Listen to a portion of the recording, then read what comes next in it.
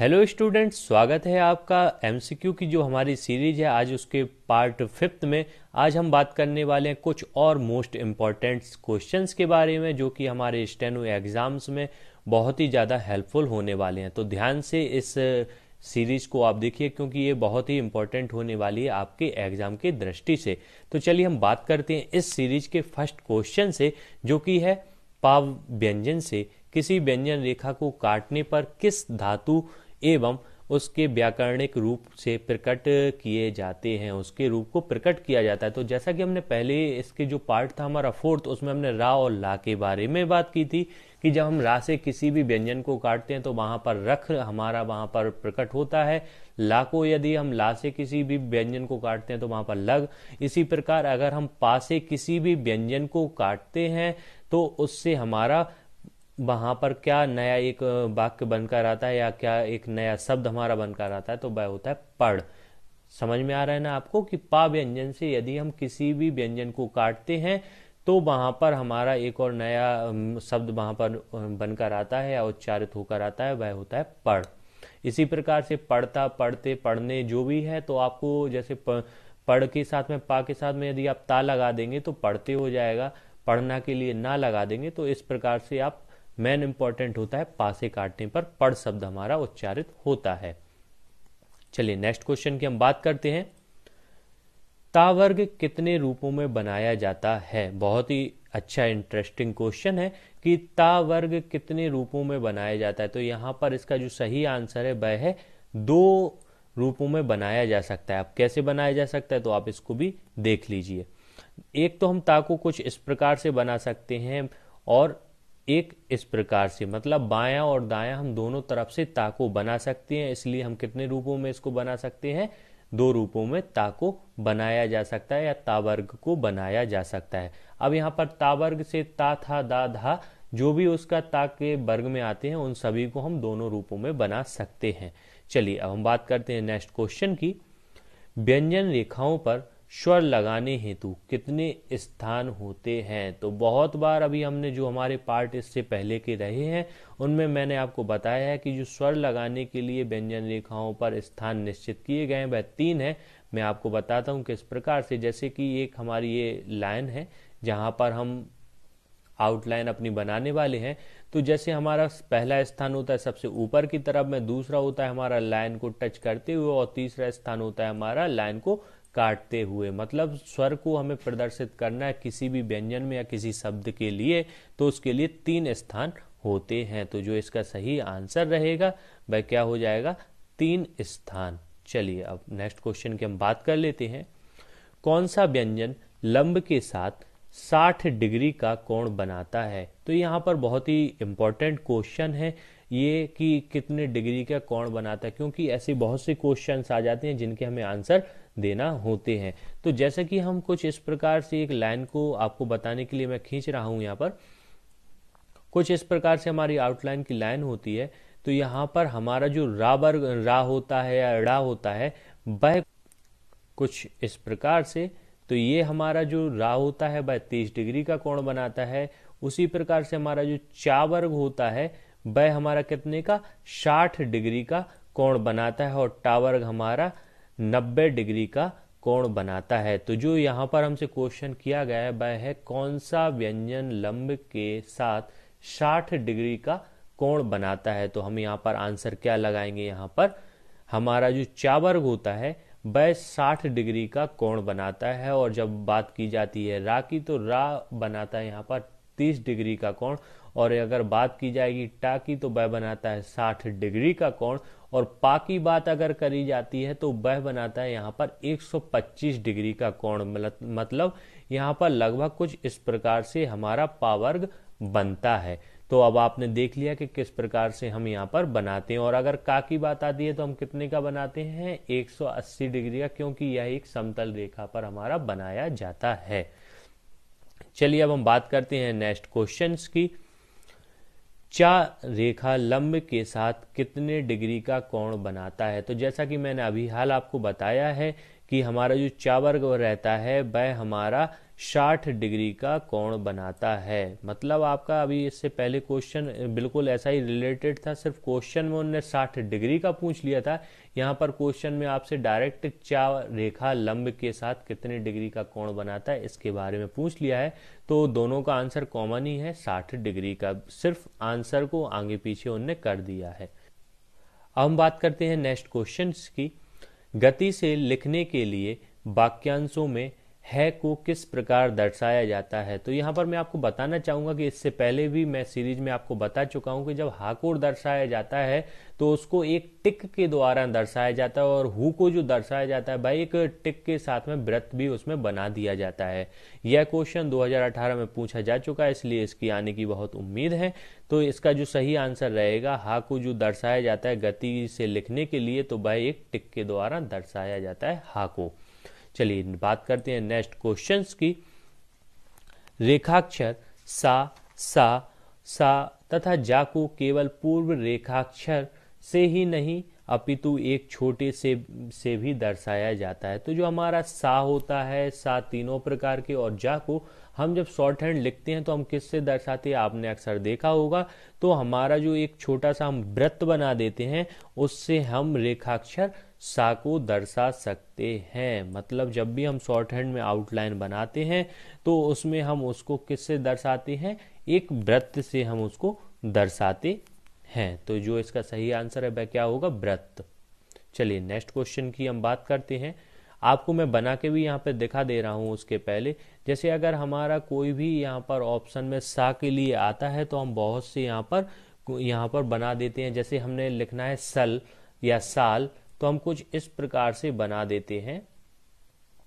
तो देखिए जो यहाँ पर ये सा का ये वृत्त बन रहा है, इसी से हम प्रकट करते हैं। हमने जैसे यहाँ पर ये साल लिख दिया, ये ला है, तो इस प्रकार से हम वृत्त बनाते हैं।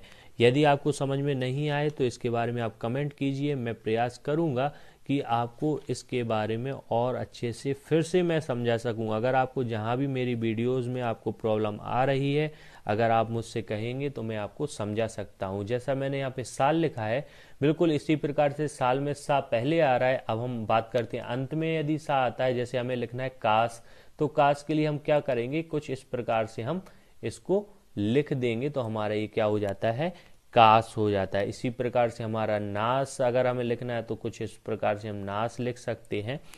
और भी हम बहुत से यहाँ पर शब्द बना सकते हैं। जैसे हमें खुश बनाना है तो कुछ हम इस प्रकार से लिख सकते हैं।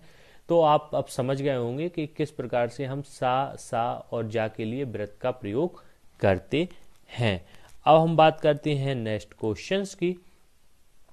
सा वृत्त का प्रयोग किया जाता है, तो यहाँ पर हमसे पूछा जा रहा है कि जो सा वृत्त होता है वह कहाँ कहाँ प्रयोग किया जाता है। तो वह प्रारंभ में यदि सा आता है तब भी प्रयोग किया जाता है, यदि बीच में आता है तब भी प्रयोग किया जाता है सा को, और अगर अंत में आता है तब भी सा का प्रयोग किया जाता है। क्योंकि मैंने अभी आपको बताया जैसे साल लिखना है तो हम कुछ इस प्रकार से लिख देंगे साल, तो यहाँ पर सा कहाँ आ रहा है, प्रारंभ में। मैंने काश में आपको बताया कि कुछ इस प्रकार से, या खुश में हम देखते हैं तो कुछ इस प्रकार से हमारा सा का प्रयोग हम यहाँ पर करते हैं। और इसी प्रकार से अगर हमारा बीच में भी सा कहीं आता है तो हम उसको भी प्रयोग कर सकते हैं। तो आप समझ गए होंगे कि किस प्रकार से। जैसे हमें सुस्ती लिखना है तो हमारा सा दो है, लेकिन यहाँ पर हम कुछ इस प्रकार से सुस्ती को लिख सकते हैं, या ऐसे और भी आपके व्यंजन या शब्द हो सकते हैं जहां पर हम सभी जगह पर सा का वृत्त प्रयोग कर सकते हैं। तो जो इसका सही आंसर है वह क्या होगा, उपर्युक्त सभी। नेक्स्ट क्वेश्चन है, सा जा की ध्वनि अगर आरंभ में आए तो इन ध्वनियों के लिए प्रयोग किया जाता है। तो इसके लिए हम इसका जो आंसर रहेगा वह रहेगा पूर्ण रेखाक्षर। क्योंकि यहाँ पर हमें वृत्त भी दिया गया है, पूर्ण रेखाक्षर भी दिया गया है, लेकिन यहाँ पर हमें और कोई कंडीशन यहाँ पर नहीं बताई गई है, इसलिए हम इसका जो आंसर रहेगा वह पूर्ण रेखाक्षर लगाएंगे। क्योंकि यदि आप वृत्त भी लगाएंगे तब भी यह बिल्कुल आपका सही होने वाला है, लेकिन कंडीशन कुछ अप्लाई अलग अलग हो सकती है। क्योंकि जा जब आता है ना तो वहां पर फिर बीच में या अंत में भी इसका प्रयोग होता है, इसलिए इसका जो सही आंसर रहेगा वह रहेगा पूर्ण रेखाक्षर। हम नेक्स्ट क्वेश्चन की बात करते हैं। वक्र रेखाओं में सा वृत्त किस ओर लगता है। तो यहाँ पर हमें बहुत ही अच्छा क्वेश्चन देखने को मिलता है वक्र रेखाओं में। तो सबसे पहले तो वक्र रेखा जो हमारी होती है वह कुछ इस प्रकार से होती है, मैं आपको यहाँ पर बना के दिखा दे रहा हूँ। ये है हमारी वक्र रेखा।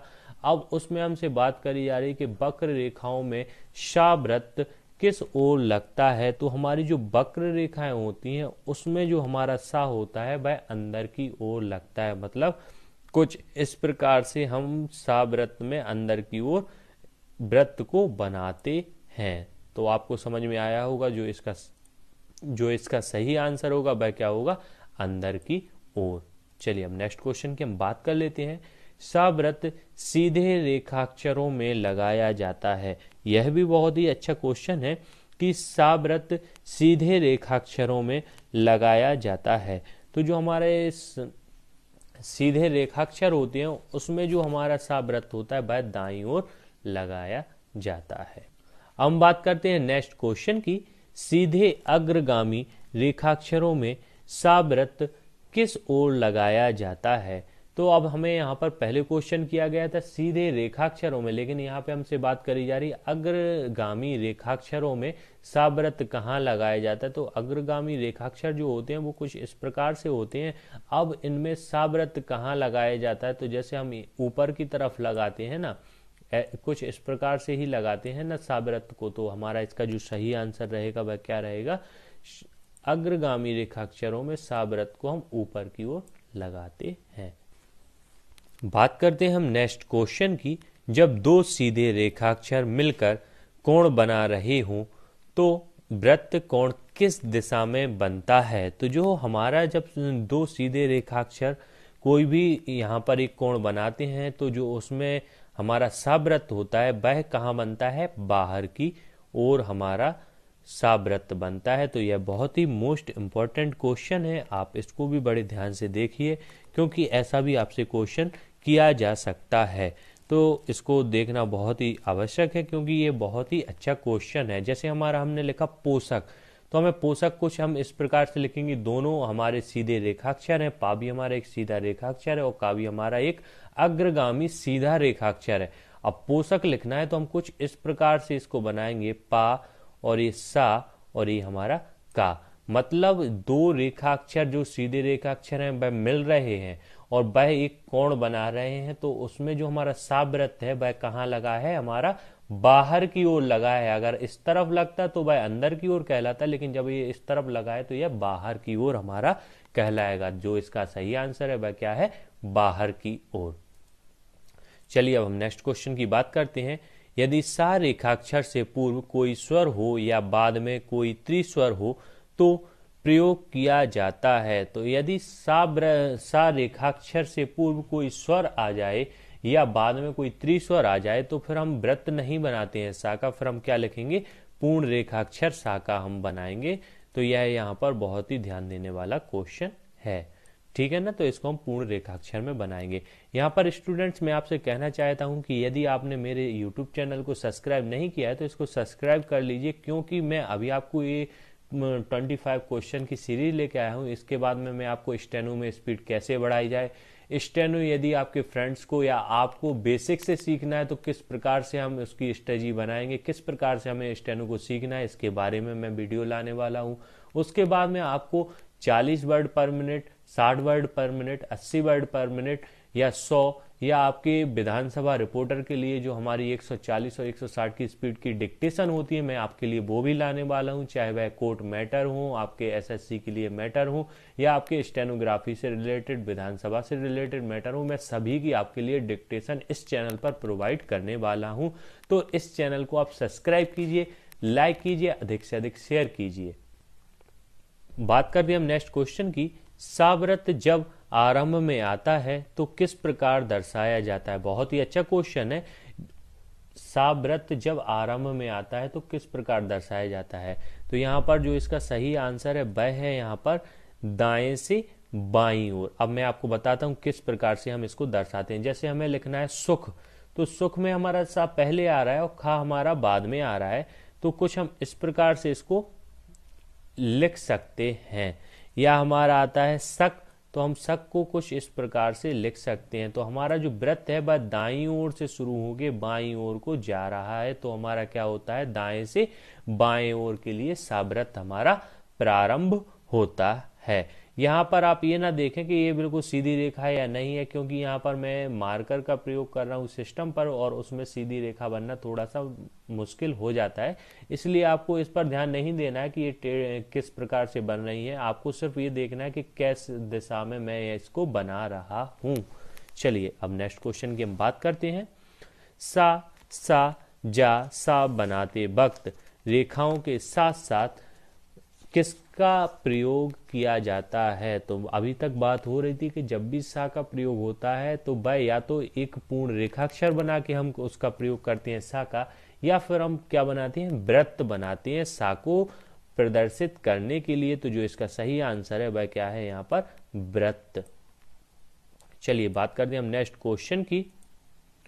व्यंजन जा के लिए आशुलिपि में क्या प्रयोग होता है? तो मैंने अभी आपको बताया है, चाहे वह सा हो तीनों प्रकार के या फिर जा हो, उसके लिए हम किसका प्रयोग करते हैं, वृत्त का। तो जो इसका सही आंसर है वह क्या है, वृत्त। चलिए अब बात हम करते हैं नेक्स्ट क्वेश्चन की। का व्यंजन के बाद इष्ट आने पर किसका प्रयोग किया जाता है? यह भी बहुत ही अच्छा क्वेश्चन है। अब थोड़ा सा से हम हटके गए हैं एक स्टेप और आगे।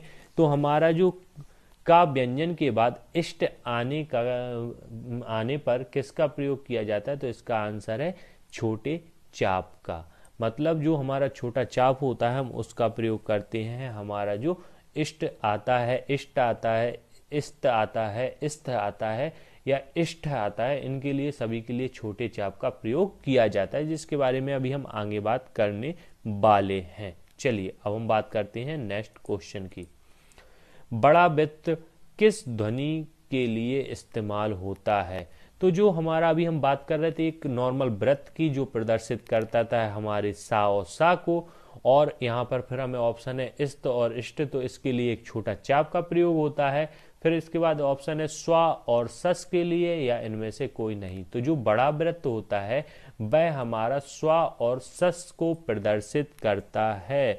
मतलब यदि हमें स्वा को प्रदर्शित करना है या सस को प्रदर्शित करना है, तो जो हमारे वृत्त होता है उसकी साइज को हम बढ़ा देंगे तो वो हमारा क्या प्रदर्शित करता है, स्वस और सस को प्रदर्शित करता है। चलिए अब नेक्स्ट क्वेश्चन की हम बात करते हैं। छोटे चाप वृत्त का प्रयोग निम्न में से किसके लिए किया जाता है?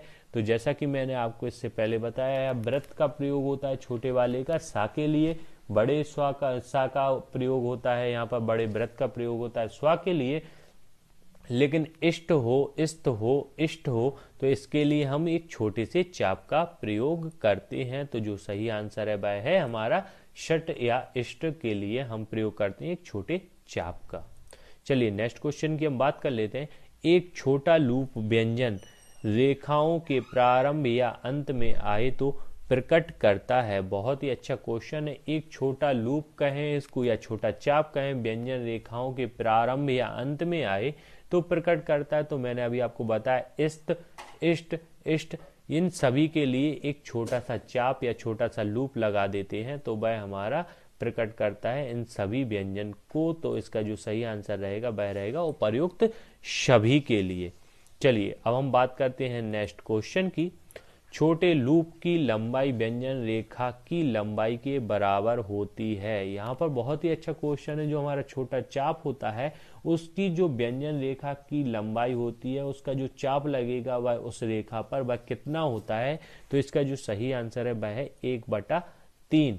मतलब हमारा जो छोटा लूप होता है उसकी जो लंबाई होती है एक नॉर्मल व्यंजन रेखा से वह होती है 1/3 भाग पर हमारा वह चाप लगता है। जैसे हम अगर यहाँ पर पा को बनाते हैं तो कुछ इस प्रकार से पा को बना देंगे और कुछ आधा 1/3 हिस्से पर हम इसका ये चाप लगा देते हैं। चलिए हम नेक्स्ट क्वेश्चन की बात करते हैं। स्तर लूप की लंबाई रेखाओं की लंबाई में निरूपित होती है। यहाँ पर अभी हमसे कहा जा रहा था सिर्फ इस्त के लिए, लेकिन अब जैसे ही यदि हम रा को भी उसमें लगाना चाहते हैं तो इसके लिए जो रेखाक्षर में जो चाप लगाते हैं, जो उसकी लंबाई होती है वह क्या हो जाती है, थोड़ा सा बढ़ जाती है। वहां पर 1/3 थी।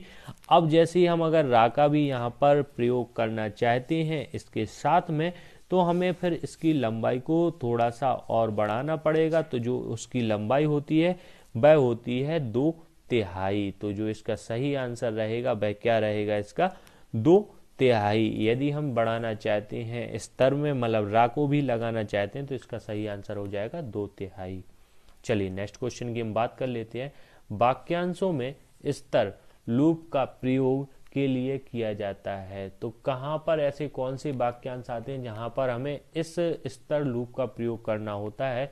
तो जैसे चाहिए में तो कहीं स्तर आपको दिख नहीं रहा है, और जिस तरह में भी आपको नहीं दिख रहा है, लेकिन जैसे यहाँ पर राष्ट्र दिखता है आपको, राष्ट्र जब वाक्यांश प्रयोग किया जाता है तो उसमें हम स्तर लूप का प्रयोग करते हैं। चलिए अब हम नेक्स्ट क्वेश्चन की बात करते हैं। सावृत सीधी रेखाओं के किस दिशा को कहते हैं।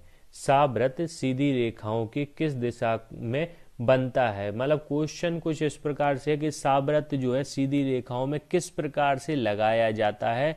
तो वह क्या होता है, घड़ी की सुई की दिशा में। मतलब जब अगर हमारा सावृत कुछ इसी प्रकार से हमारा यहाँ पर अगर लगाया जाता कि कुछ ऐसे, तो हमारा ये क्या कहलाता है, घड़ी की दिशा में। लेकिन अभी हमने देखा है जो हमारा सावृत रहता है वह दाईं से बाईं ओर की ओर लगाया जाता है। तो यह कौन सी दिशा कहलाती है, घड़ी की उल्टी दिशा या घड़ी की विपरीत दिशा कहलाती है। तो जो इसका सही आंसर होगा कि सावृत सीधी रेखाओं में किस दिशा से लगाया जाता है, तो वह है घड़ी की सुई की उल्टी दिशा में हमारा सावृत लगाया जाता है, मतलब दाएं से बाईं ओर लगाया जाता है। तो स्टूडेंट्स यह थी हमारी 25 क्वेश्चन की सीरीज का 5th पार्ट, जिसमें हमने आज जो 25 मोस्ट इम्पॉर्टेंट क्वेश्चन थे हमने उनको देखा है। उम्मीद है कि आपको सभी क्वेश्चन समझ में आए होंगे। यदि आपको इस वीडियो में भी कुछ कमी नज़र आती है तो इसके बारे में आप कमेंट कीजिए, और यदि आपको यह वीडियो बहुत पसंद आई है तो इसके बारे में भी कमेंट कीजिए। नेक्स्ट वीडियो आप किस टॉपिक पर देखना चाहते हैं इसके बारे में भी आप कमेंट कीजिए। और मैं यहाँ पर आपसे कहना चाहूँगा कि अपने फ्रेंड्स को भी अधिक से अधिक वीडियो शेयर कीजिए और उनसे भी चैनल को सब्सक्राइब करवाइए, क्योंकि यह स्टेनोग्राफी की लाइन में बहुत ही अच्छा चैनल होने वाला है आपके लिए। तो चलिए वीडियो को समाप्त करते हैं। धन्यवाद।